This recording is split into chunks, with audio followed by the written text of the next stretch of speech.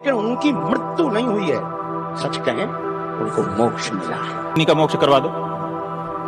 अगर वो तैयार हों तो हम अभी धक्का मार करके उनका भी मोक्ष कराने के लिए तैयार हैं। तो दोस्तों सुन लिया आपने, वो क्या कह रहे हैं? वो कह रहे हैं कि जो लोग गंगा तट पर मरे उन्हें सीधा मोक्ष मिल गया।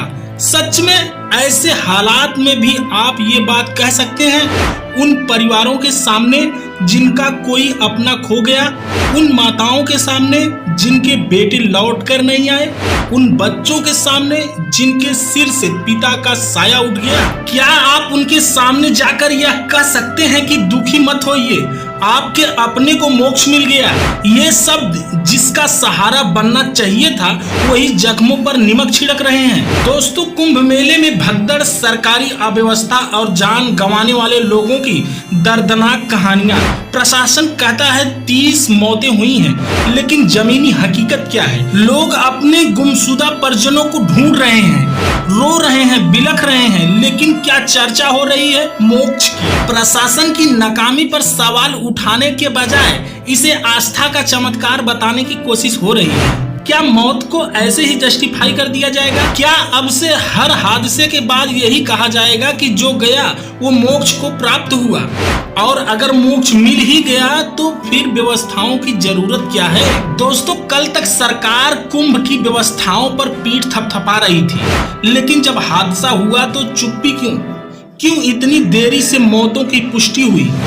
क्यों बताया गया कि भगदड़ नहीं मची, जबकि जस्मदीदों ने कुछ और ही देखा?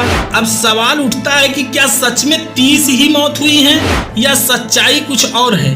क्योंकि घटना स्थल से जो तस्वीरें और वीडियो आ रहे हैं वो सरकार के आंकड़ों से मेल नहीं खाते हैं। क्या लोगों की जान की कीमत 25-25 लाख रुपए मुआवजा राशि भर है? दोस्तों, अब आते हैं संत समाज की भूमिका पर। दो तरह के संत दिखते हैं, एक जो सत्ता की गोद में बैठकर हर स्थिति को सही ठहराने लगे हैं, और दूसरे वो जो सरकार से सवाल कर रहे हैं। धीरेन्द्र कृष्ण शास्त्री का बयान आया, जो गंगा तट पर मरा उसे मोक्ष मिल गया, यानी अब हादसे भी एक धार्मिक उपलब्धि हो गए। इस पर शंकराचार्य अभिमुक्तेश्वरानंद जी एक सख्त टिप्पणी की, अगर सच में मोक्ष मिल रहा है तो पहले वो लोग आगे आए जो मोक्ष पाना चाहते हैं। ये सवाल सत्ता से भी है और उन संतों से भी है जो अपनी बातों से जनता की भावनाओं को आहत कर रहे हैं। देखिए, सनातन धर्म केवल आस्था का विषय नहीं है बल्कि मानवता का भी सीख देता है। लेकिन जब किसी हादसे में मारे गए लोगों की मौत पर संवेदना के बजाय उसे मोक्ष का नाम दिया जाने लगे तो यह आस्था नहीं बल्कि राजनीति है। कुंभ मेले में लाखों श्रद्धालु आए, लेकिन क्या ये सोचा गया था कि कुछ लोग लौट कर नहीं आएंगे? क्या यह सुनिश्चित किया गया था कि इतनी भारी भीड़ को संभालने की पुख्ता व्यवस्था हो? लेकिन जब सवाल उठाने का समय आया तो बहस किसी और दिशा में मोड़ दी गई। सरकार की जिम्मेदारी बनाम मोक्ष की राजनीति।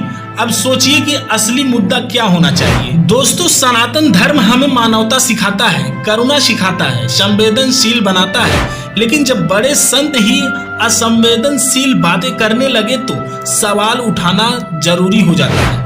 आपकी क्या राय है? क्या मौतों को मोक्ष बताना सही है? क्या सरकार को इस हादसे की जिम्मेदारी नहीं लेनी चाहिए?